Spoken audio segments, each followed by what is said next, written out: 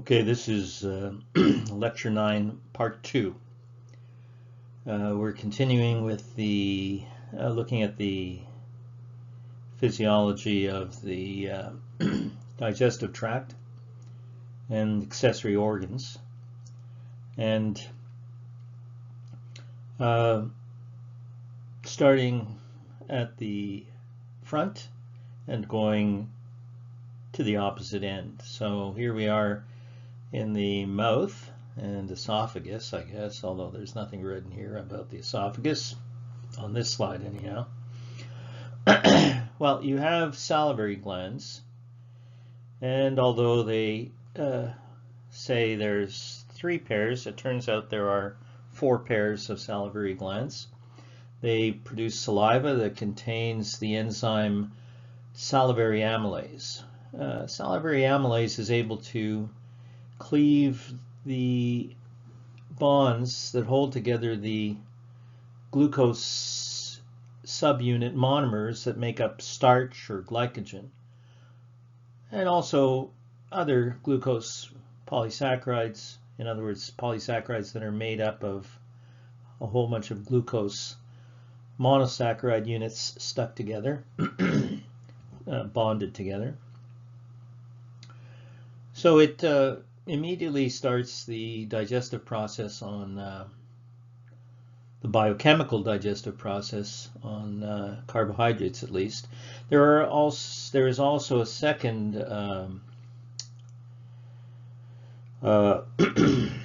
enzyme present, which is lipase,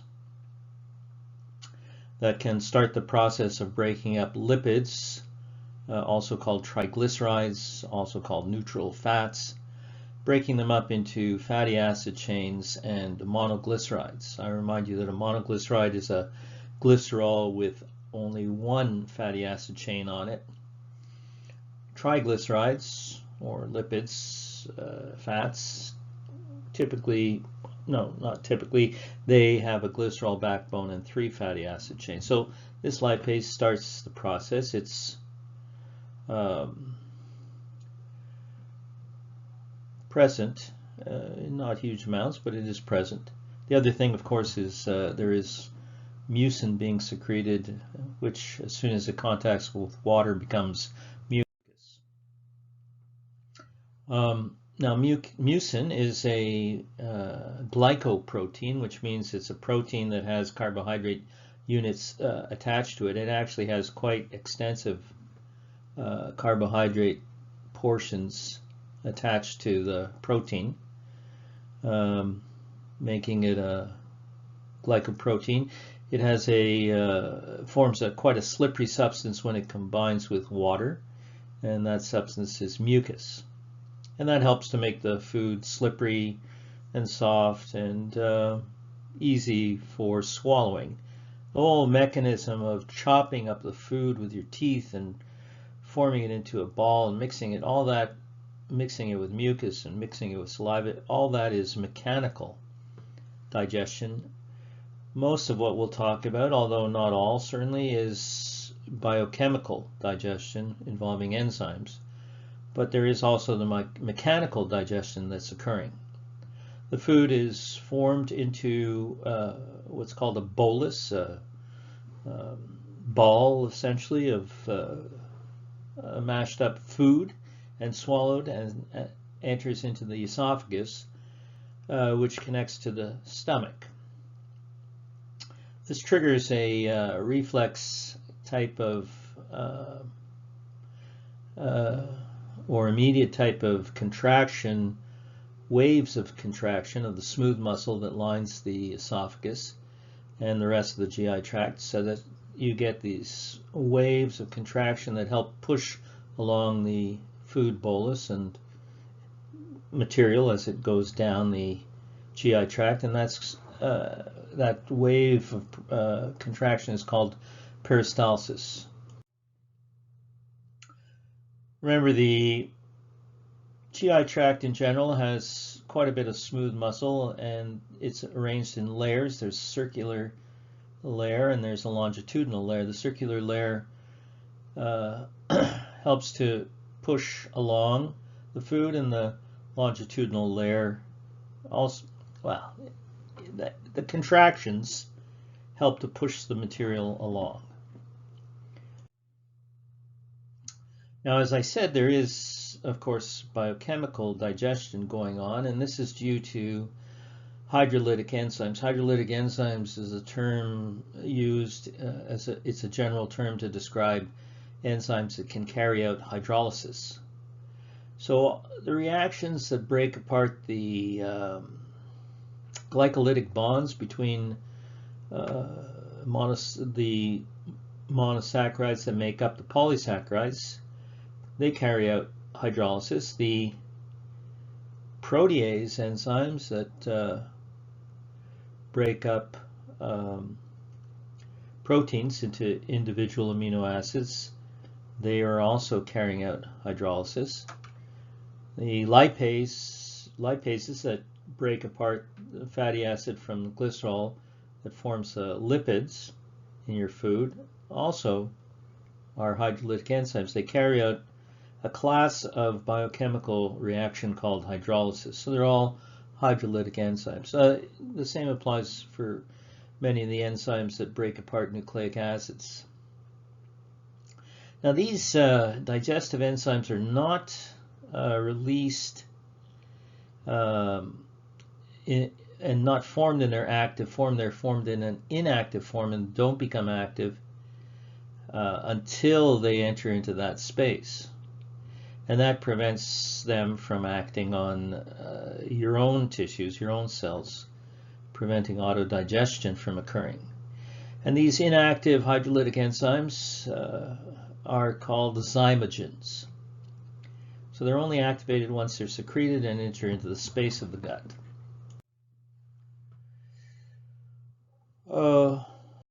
An example of that would be the enzyme pepsin, which is secreted in its inactive zymogen form, pepsinogen. In the wall of the stomach, you have these glands. They're really sort of like ducts going down into the wall, the mucus, the mucosa of the lining of the stomach. And in those, I believe they're called gastric pits, yes. These glands that are at the base of these gastric pits, all along the walls you have mucus secreting goblet cells, and you have, actually it's quite a complicated setup. There's a number of different cells that we're going to go through. But you have in there a type of cell which can secrete pepsinogen. There is a second type of cell that can secrete hydrochloric acid. It's the hydrochloric acid that can activate pepsinogen by cleaving off a portion of the molecule, the inactive protein enzyme, to make it active pepsin. So here you see in this diagram that a portion of the molecule has been cleaved off due to the action of the hydrochloric acid, and that exposes the active site of the enzyme. So now it is pepsin and has protease activity. It can cleave. Protease is the general term for enzymes that will cleave and activate, that will cleave proteins. So this protein pepsinogen is in its inactive zymogen form and becomes active pepsin, which is a protease that can act on protein molecules that you eat and cleave them.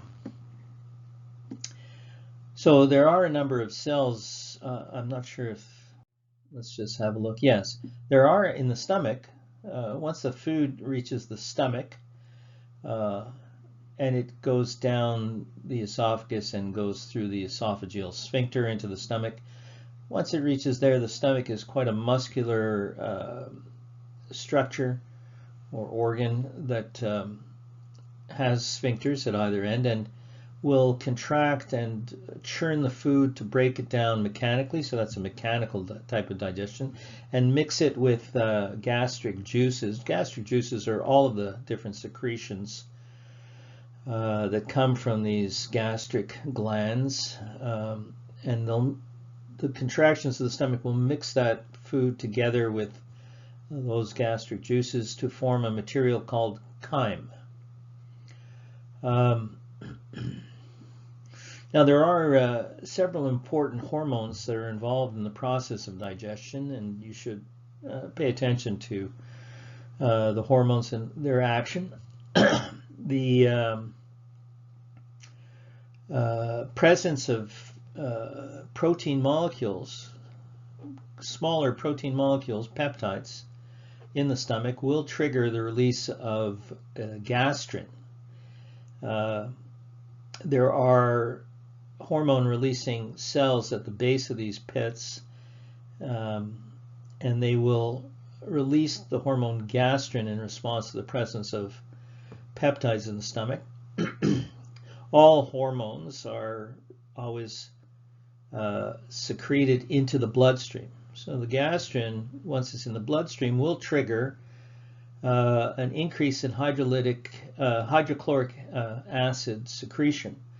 Hydrochloric acid is secreted by parietal cells that are in the lining of the gastric gland, the lining of the gastric pit. So you have these acid-secreting parietal cells, and of course the acid has a number of functions.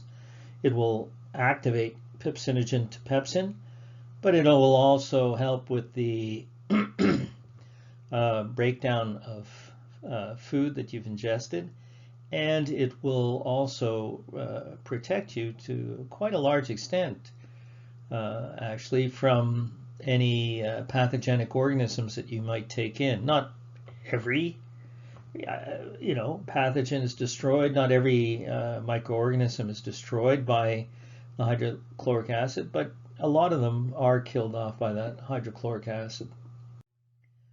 Here you see a diagram of the stomach. It has a number of layers of smooth muscle tissue. It has two sphincters at the esophageal stomach boundary, and also at the stomach duodenal boundary right there. Overall, the idea of this mechanism of the parietal cells secreting hydrochloric acid into the space of the stomach is explained here, hopefully, in this, partly in the diagram, partly in the text here. What you have is the equation that I've talked to you before about operating. This enzymatic conversion pathway is operating. It involves the enzyme carbonic anhydrase, where CO2 and H2O will be combined into carbonic acid, and that spontaneously dissociates into hydrochloric acid and bicarb. And depending upon it's a bidirectional reaction, and depending upon how much of the components on one side you have versus the other, it will go in one direction or the other. These kind of enzymatically catalyzed reactions will, if there's more reactants on this side, then the reaction will tend to move that way, and vice versa. There's more on this side here, and then the reaction will tend to go that way. All right. Now, in this case, what we have is the first of all, there are goblet cells lining the gastric pit that secrete mucin. changes into mucus and protects the epithelium lining of the stomach from being eaten away by the hydrochloric acid. So it protects it from the acid, gives it a mucosal, a layer of mucus that protects the cells. The parietal cells are producing hydrochloric acid, resulting in a pH that's, about 1.5 plus or minus 0.5. pH of 1 or 2 is really, really low. I should point out that in this diagram, this is the apical. This is the side that of the cell that lines the space of the pit, and this is the basal side in the tissues facing the rest of the body tissues. The cells, the parietal cells, are able to produce hydrochloric acid because they have carbonic anhydrase in them, and it will form hydrochloric acid from CO2 and H2O, and that's shown here, which goes to form carbonic acid. The bicarb will be transported in, and you get an exchange reaction between bicarb and chloride ions. So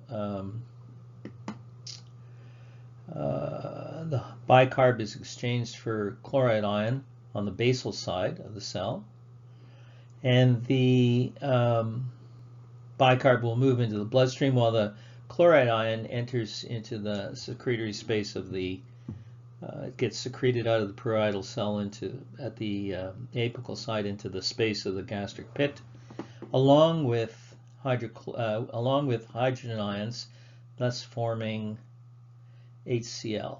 You get a spontaneous HCl, chloride being secreted, and hydrogen ions. Okay, because as you know, carbonic acid there will spontaneously dissociate into hydrogen ions and bicarb. Bicarb goes into the body tissues, hydrogen ions get pumped out. You can see it's a energy consuming process, and in that way you have secretion of hydrochloric acid and very low pH in the inside the. Okay, this is a higher magnification drawing of the gastric pit and gastric glands. The gastric pit is the first portion.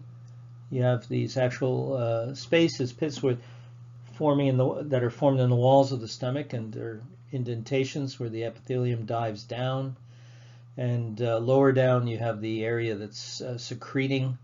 It's the gastric gland portion of the structure. And you have in there, in the secretory portion, you have mucin secreting neck cells. You have the hydrochloric acid secreting parietal cells, and chief cells that secrete pepsinogen, which gets activated by the hydrochloric acid action on that protein to cleave it into active pepsin that can act as a protease to break down protein molecules. You also have enteroendocrine cells here, which are secreting the hormone gastrin. This, of course, doesn't get secreted into the space of the gastric gland, but instead goes into the bloodstream and then gets distributed around and will trigger hydrochloric acid release, increased hydrochloric acid release from the parietal cell. And so that's how the secretory mechanism operates in the wall of the stomach. From the stomach through the pyloric valve or sphincter between the pyloric portion of the stomach and the first section of the small intestine, which is the duodenum. The food is, when it's ready, when it's well broken apart and mixed with mucus and hydrochloric acid and pepsin. It will be chyme, and the chyme is released sort of like squeezing a tube of paste from the stomach into the duodenum, and that occurs when the sphincter at the junction between the stomach and the duodenum relaxes, and the paste oozes through, and then the sphincter closes. So you're getting small portions at regular intervals until enough has been put into the duodenum that you get a feedback mechanism that closes off the sphincter, and there's a pause while the material in the duodenum is acted on by the processes that are occurring, the digestive processes that occur in the duodenum. So here we see the first section of the small intestine, at least a portion of it, the duodenum. Later, and it's actually much later than this just short loop here, there's the next section is the jejunum, followed by the last section of the small intestine called the ileum.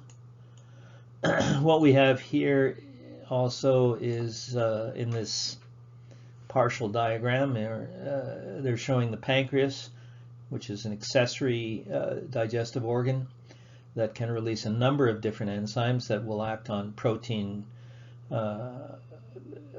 carbohydrates, lipids, and nucleic acids. So it has different types of enzymes that can act on all the different classes of food molecules.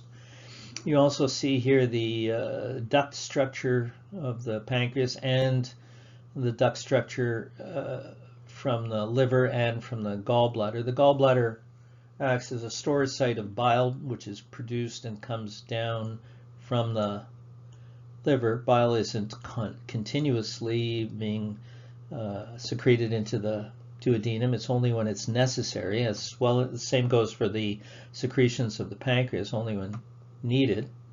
So it's these are all regulated processes.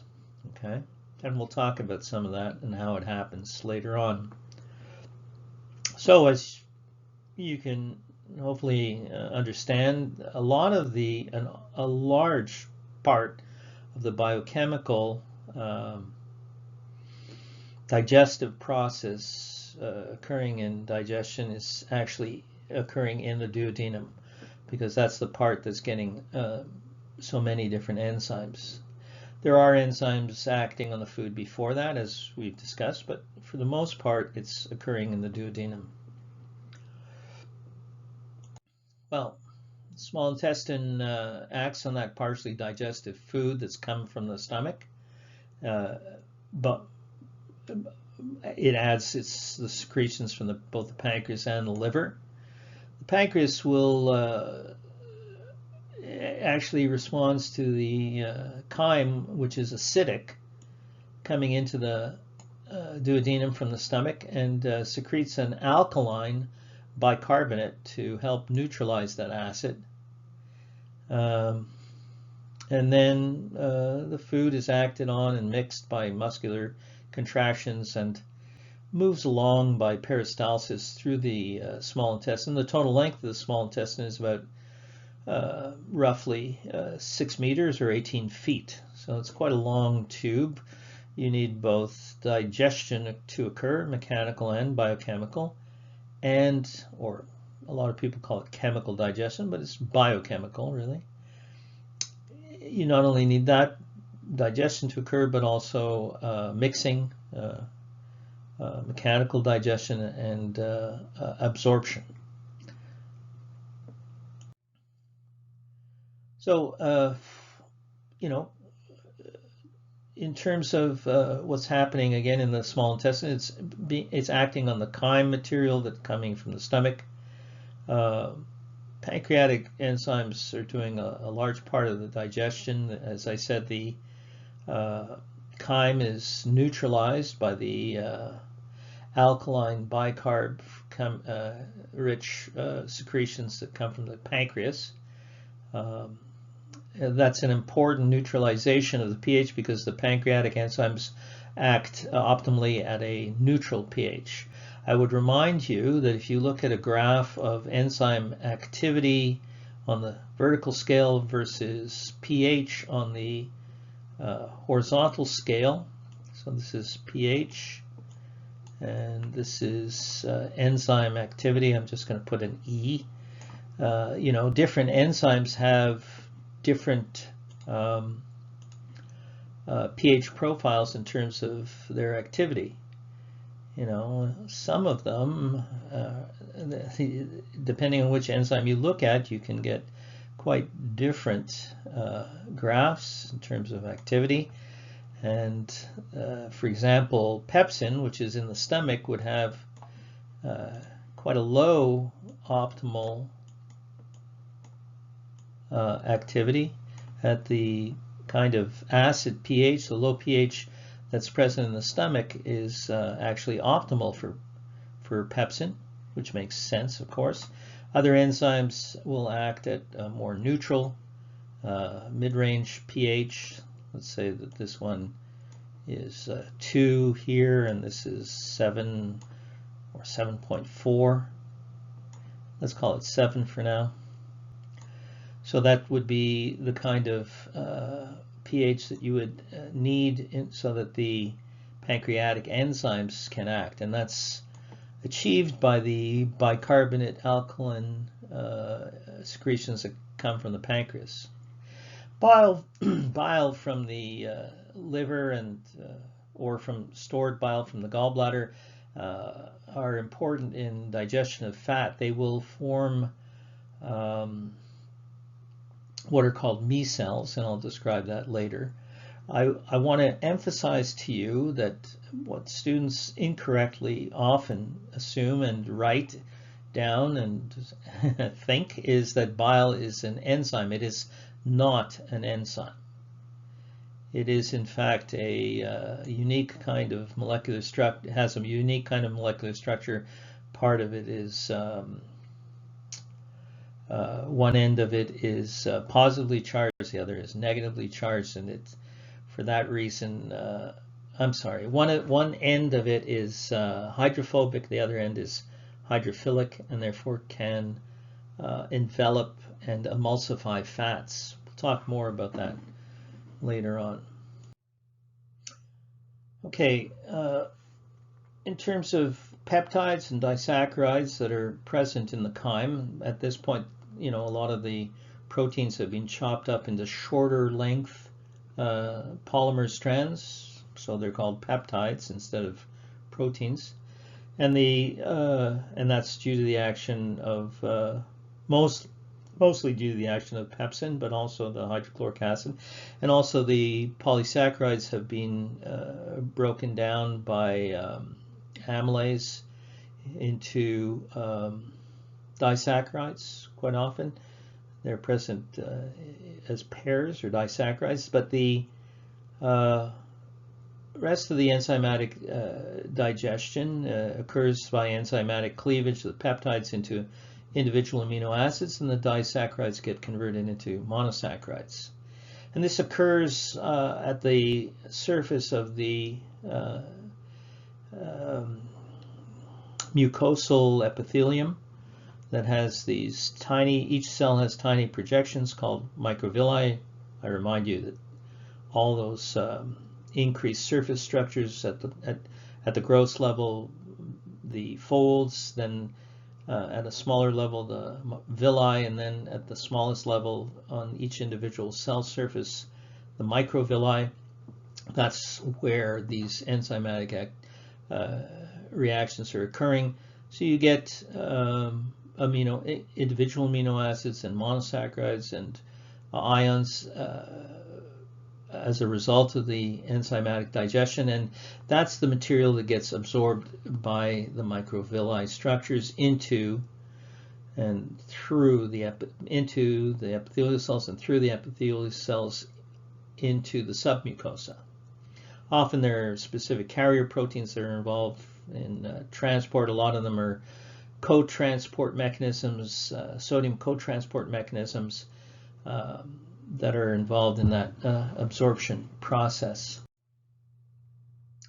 Now, we talked about one hormone released in the stomach called gastrin. Here we're discussing another one which is called secretin. It's produced in response, in other words, triggered, just as gastrin was triggered. Secretin is triggered by the presence of chyme in the duodenum. So you get chyme being present coming from the stomach will trigger that secretin, release of secretin, and confirming, that digestion is through hormonal control, not just neural, but also hormonal control. The primary function of the secretin is to increase, it gets secreted into the bloodstream and acts on the pancreas to increase flow of the alkaline bicarbonate ion-rich secretions from the pancreas, which is necessary in order to neutralize the low pH of the, in other words, to raise the pH of the chymes to mid-range, so that enzymatic digestion can occur in the duodenum. Those enzymes from the pancreas there are also enzymes coming from the walls of the mucosa, but we'll talk a little bit about that later on. And all these enzymes act at a more neutral pH, so they have to be the chyme has to be neutralized. So secretin's involved in that, triggering alkaline bicarb secretions from the pancreas. Another enzyme also produced in the small intestine is cholecystokinin, abbreviated CCK. It stimulates secretion of digestive enzymes from the pancreas and bile from the liver. So secretin is involved in bicarb secretion, triggering bicarb secretion from the pancreas, and CCK is involved in digestive enzyme secretion from the pancreas and the secretion of bile from the liver. And these, of course, are secreted into the space of the duodenum. The enzymes, as I said earlier, the enzymes that come from the pancreas are active against different enzymes. Are active against the different classes of food molecules, lipids or fats, carbohydrates, proteins, and nucleic acids.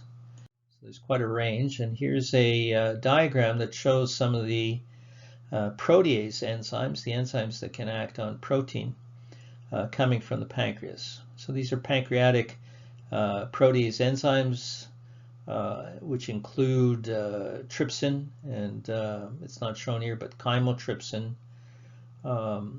It's also showing in this diagram enterokinase. I did tell you that there are secretions coming from the wall of the small intestine.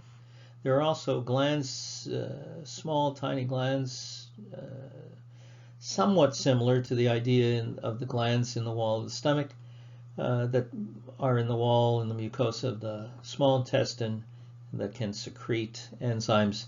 Here you see that enterokinase is also a protease that can be secreted. It acts on inactive trypsinogen to activate it to trypsin, and trypsin will act on other inactive enzymes produced and secreted by the pancreas to activate them. And the classic example is that trypsin, in fact, will activate chymotrypsinogen to make it into, it's a cleavage reaction, will make it into type of reaction, cleaving part of the chymotrypsinogen away to make it active chymotrypsin. I'll write that down, chymotrypsin. So in this way, again, the idea is you have secretion of inactive forms of enzymes, and then you get activation within the space. We talked about it before, where hydrochloric acid will cleave and activate pepsinogen in the stomach to pepsin, and here you see trypsinogen being cleaved by enterokinase to form trypsin, which can then act on proteins, but also act on some of the other enzymes from the pancreas to activate them into their active form. And chymotrypsinogen is one of those substrates for trypsin, and it will be cleaved to form active trypsin. And all of these, trypsin and chymotrypsin, and there are others, are enterokinase are all protease. They're classified as protease enzymes because they act on protein. Okay. In terms of digestion of carbohydrates, pancreatic amylase is the active enzyme that will break apart carbohydrates, a process that already started even in the mouth, where salivary amylase was added to the food. All right, in terms of digestion of nucleic acids, which don't actually provide that much nutritional value, but are obviously in the food because food is made of cells often or mostly, and every cell has a nucleus, so there are nucleic acids. There's both DNA and RNA in food, and the pancreas does produce a number of different nucleases that are capable of breaking those down and allowing them to be absorbed. And so here we see a more extensive, more detailed list of enzymes that are involved in all hydrolytic enzymes that are involved in digestion. This table is arranged to show, starting from the left, the enzyme, where the enzyme is produced, in other words, the source, what the enzyme's general activity is, and where it acts. Remember that the source is not of the enzyme is not necessarily the site of action of the enzyme. For example, pancreatic enzymes are produced in the pancreas, but they act in the small intestine. And so I wouldn't need you to memorize all of this. Certainly, what I would expect you to know is the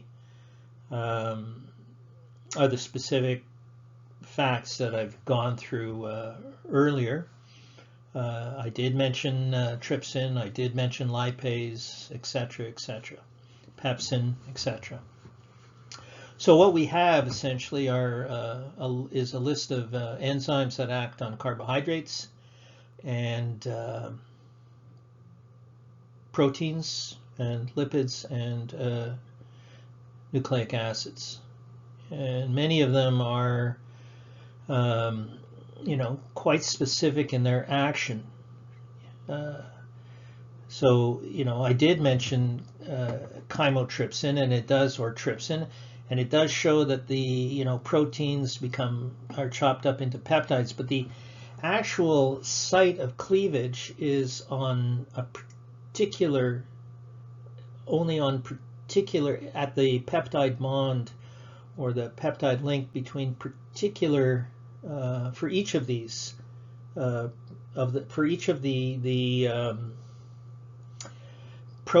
enzymes in this table, there are specific amino acids at which the cleavage, these enzymes can cut the peptide bond. And in fact, even specific side of the amino acid. Remember that the amino acid has 4 bonds linking it on one side to hydrogen, on the other side to R side chain, and then the linkage between amino acids is either on the amino side or the carboxy side of amino acid. And these enzymes have very, very, very specific sites of action. They will not only cut at specific amino acids, but on a specific side of the amino acid. Okay? So again, all the details not necessary, but the ones that I've already covered, the general ideas here certainly Okay. In terms of digestion of lipids, and again, we're talking about pancreatic hydrolytic enzymes produced by the pancreas. Pancreatic lipase will break the bonds present in fats, triglycerides, and we'll talk more about that when we talk about the action of bile. Okay, so again, fats or triglycerides, neutral fats, lipid, has a glycerol backbone as indicated here. This is all the glycerol and 3 fatty acid chains. And you know, these fatty acid chains can vary from each other. They could be all the same or different. They can vary in length, depending on the lipid we're looking at. The fatty acid chains can vary in length. They can vary in the number of double and location of double bonds between the carbon skeleton backbone. But we're going to talk about it more generally. The initial action, somewhat limited on triglycerides or neutral fats, is occurring with lipases coming from the mouth, from the tongue. But the final enzymatic cleavage of fat is due to pancreatic lipase, which acts on triglycerides to form a monoglyceride. Remember, a monoglyceride, I've explained to you, is a glycerol backbone minus it would be here, minus these minus 2 fatty acid chains. There would be a double bond to the oxygen in the monoglyceride and fatty acid. It breaks down triglycerides by removing 2 of the fatty acids. So you have free fatty acids and monoglycerides, and then these can be absorbed. Once they're absorbed into the mucosal cells, the single layer of cells that line the mucosa of the gastrointestinal tract in the small intestine, they are resynthesized back into triglycerides. They then combine with cholesterol and get coated also with protein on the outside to form chylomicrons. And the chylomicrons, you know, all the other food monomers that are absorbed through the epithelium lining the mucosa of the gastrointestinal tract and the small intestine, and they get absorbed into the bloodstream. But chylomicrons, which carry the triglycerides, they get absorbed into specialized lymphatic vessels that are present in the center of each of the microvilli. These are called lacteals. They're within the submucosa and the villi, in each villus, the center of each villus, and they will carry the fat through the lymph and eventually into the bloodstream, where the lymph empties in the the lymphatic vessels get larger and larger as you move along this network of drainage system, and eventually empty into the bloodstream in the upper chest. Well, fat digestion is a more complex process that involves not just enzymatic activity, but also components of bile. The fat is, of course, hydrophobic, and therefore will form into fairly large globules, just as if you were pouring oil onto water. It's hydrophobic, so it doesn't interact with the fluid contents of the gut. However, in bile, which originates from the liver and is secreted in the duodenum, you have bile salts, and these bile salts have both a hydrophobic end and a hydrophilic end, and so they surround little droplets of fat or oil with the hydrophobic end pointing inwards and the hydrophilic end pointing outwards, allowing for micelles to, these tiny droplets, to form stable micelles through this dual property of the bile salts, that you can get stable small micelles. And in that way, there's an increase in the surface area that of the oil or fat that's available for the action of for the enzymatic action, the catalytic enzymatic action of pancreatic lipase to hydrolyze the fat into free fatty acids and monoglycerides. That then is absorbed, as shown here, and the micelles are shown here, by the way, droplet surrounded by bile salts.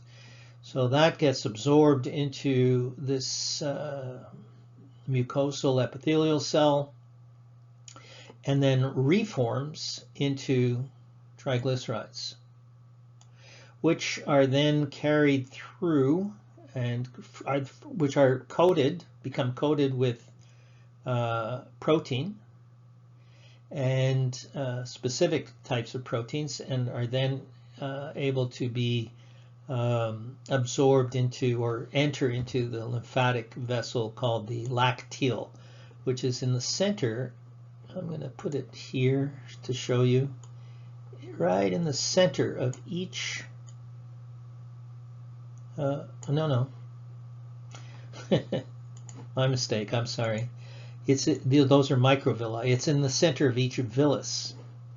Hopefully I have a diagram showing that. I think the next one does. Yeah, so here's a diagram from a different source, again showing the same thing, but with always all of these drawings are have a different kind of emphasis. The artist is trying to emphasize a particular feature or process that's occurring. Here you see just the very tip of a villus. Remember, each villi, there are villi over the entire surface of the mucosa, and the entire surface of the mucosa is covered with a single layer of epithelial cells. And here you see just the very tip of a villus. If I would draw it, you would see here's one villus lined with a single layer of epithelial cells. Okay, and then there's the next villus. And so you have these individual cells covering the surface of the, I'm not going to draw them all, and I'm not doing that good a job of drawing, but there, and there's the nucleus, right, for each one. And here is what we have here is a magnification of that. So what we're looking at, in fact, is just the tip here, this area. Here's one single complete epithelial cell with the microvilli at the surface, and this is in here the space of the gastrointestinal tract where you have micelles, small globules of bile salt surrounded and therefore emulsified droplets of fat that have been acted on by lipase and absorbed in the triglycerides, are resynthesized back from fatty acid and monoglycerides within the epithelial cell, and then combined with proteins to form chylomicrons, and then absorbed into the submucosal area, into the central area of the villus, where they can be absorbed into the lacteal. And here you see in green a lacteal right at the down the middle. It would be like this. Okay, down the middle of the villus, and so they're absorbed as chylomicrons, which are essentially lipid surrounded by specialized protein molecules. We'll talk about that a bit later. Okay, here it's just a description of what I was saying. Bile salts are synthesized in the liver and secreted in a solution called bile. Bile will be stored in the gallbladder until it's needed. Typically, the release of bile into the small intestine occurs if fat is present in the food and it starts to enter the duodenum. You'll get release of into the stomach and the duodenum. You'll get release of bile by contractions of the gallbladder. It helps to raise the pH. It's more alkaline, and it helps to, because of the bile salts in it, it will emulsify the fat so it can be digested, acted on by the lipase, pancreatic lipase. And here you see a diagram that I thought was fairly good from a different source, where you have a large fat globule, and fat globules, will arrange themselves. Part of the reason they're hydrophobic is they will arrange themselves in this kind of pattern, with the fatty acid chains sticking inward like this. But the main thing is that the bile salts will coat each of the fatty acids, and in that way allow them to, well, this is in hindsight, I would say that this is not that good a diagram, because it's showing that each individual lipid or triglyceride is surrounded. It's not that efficient. It's there is more. The globules or droplets are bigger than that, but it allows. The general idea is that it allows for lipase to access, and here's a reasonably good, representation of a monoglyceride, single fatty acid, a chain attached to glycerol, and the other free fatty acids floating here. So that's the material that gets absorbed into the epithelial cell and gets reformed into triglycerides. The liver is which is the source of the bile, and therefore the bile salts, is a very important organ which carries out a number of key physiological functions. First of all, it's important to understand that the liver is in a particular locale. It's particularly localized in a particular area on the vascular system. By that I mean that, in fact, all of the venous return from the organs within the abdominal cavity, so all the organs in the abdominal cavity, which would be stomach, small intestine, large intestine, spleen, all of these, pancreas, all of these organs, their venous blood return, before it goes to the heart, first goes into the liver. And it enters into the liver, and that's hopefully demonstrated in this diagram. It enters into the liver via the hepatic portal vein. So it's bringing in all that blood, and its main purpose is that it's carrying the blood, which has the absorbed nutrients that were absorbed from the small intestine into the blood, venous blood return, and it goes first into the liver where it gets processed. And it's not just, there can be other things in the absorbed besides nutrients. There can also be some toxins, or there are so many, in fact, bacteria in the space of the large intestine that occasionally, on a regular basis actually, a small number of bacteria also get through. You always have some tiny little possibility of some tiny little tear or entry point where some bacteria can get into that blood. And again, the liver is has particular functions and attributes that it can handle that. It plays a central role, of course, in directing nutrient traffic. It will interconvert fuel molecules or nutrient molecules into other types of molecules. It does a lot of functions, which are on the next slide. It will take up the nutrients. It will kill any bacteria that are present in that blood, and it can detoxify many of the toxins that potentially are taken in. The fats and carbohydrates from nutrients in the gut are taken up and stored in the liver. The liver can convert monosaccharides into glycogen for storage. We've spoken about that. It can also, if you exceed the storage ability for glycogen, it can also store it as fat, which is an important consideration, particularly if it's a chronic situation over many years. You can actually get an excessive amount of fat in the liver, which is not a good thing. The liver also takes up many of the amino acids in the blood that were absorbed as nutrients from the gut, and uses them to produce proteins that are then secreted into the plasma, the blood plasma.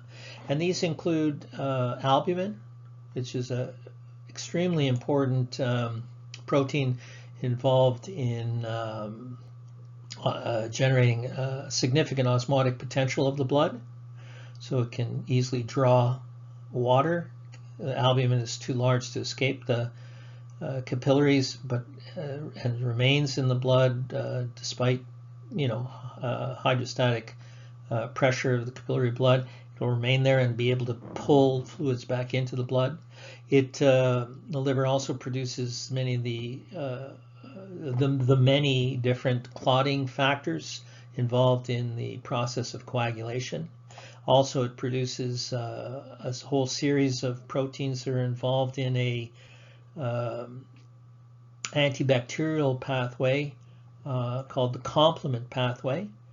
So it produces all those complement proteins that are necessary and have to be in the bloodstream. Liver also contains a cell which is part of the macrophage lineage. It's a cell that differentiates from monocytes generated in the bone marrow that populate the liver and become, once they leave the bloodstream in the liver, they become the resident macrophage population, not activated, just part of it, the resident macrophage population of the liver, and have the ability to kill, phagocytose and kill bacteria in the blood. Remember, there's always a chance of bacteria getting across. The contents of the large intestine, in other words, feces, contains anywhere from 10 to the 8 to 10 to the 10 bacteria per gram of feces. The other thing that the liver cells contain, liver cells are called hepatocytes, is a enzymatic system called cytochrome P450, which is able to break down and detoxify certain toxic compounds that may have been ingested. So nutrient use, storage of carbohydrates, making proteins that will be secreted and stay in the blood plasma, detoxification of toxins that may have been absorbed with the food, and also killing of any bacteria that might have gotten across. Quite an impressive list of functions. Okay.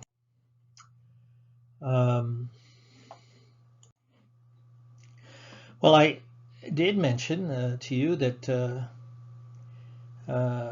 fat in the space of the intestines is processed first by being emulsified through the action of bile salts, acted on by pancreatic lipase, absorbed, reformed into triglyceride fats again, and then absorbed into lacteals and eventually going into the lymphatic and to the blood, and then reforms into triglycerides, which are then coated by proteins. Triglycerides, fats, neutral fats are all the same. Lipid, neutral fat, triglyceride all means the same, refers to the same kind of idea or molecule. They have to be surrounded by protein molecules in order to get transported in the blood.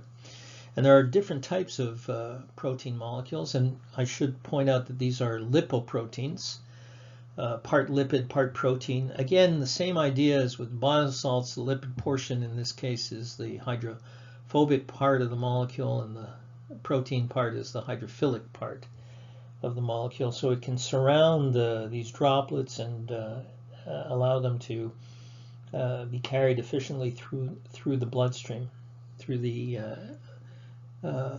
aqueous bloodstream in the plasma. There are different kinds of lipoproteins that move it around and have different functions. High density lipoproteins, they can move cholesterol around and bring fat and cholesterol to the liver, where it's used to synthesize bile and bile salts that are needed in digestion. They are also involved, a different type, the low density lipoproteins are involved in moving fat and cholesterol out of the liver for use in biosynthetic processes and storage. And then very low density lipoproteins, they'll contain mostly different kinds of triglyceride fats that they're able to transport to fat cells for storage in fat cells in the body.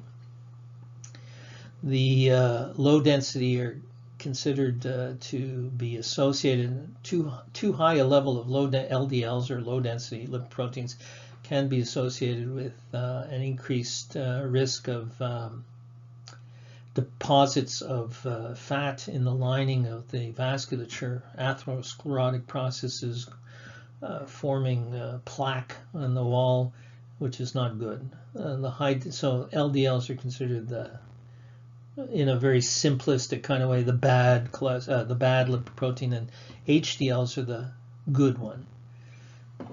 All right. I think we'll stop at this one. I've already gone an hour so in this recording, and we will pick up. So this is the end of lecture 9, part 2, and we'll pick up here for the last part 3 of lecture 9, but then in the next video.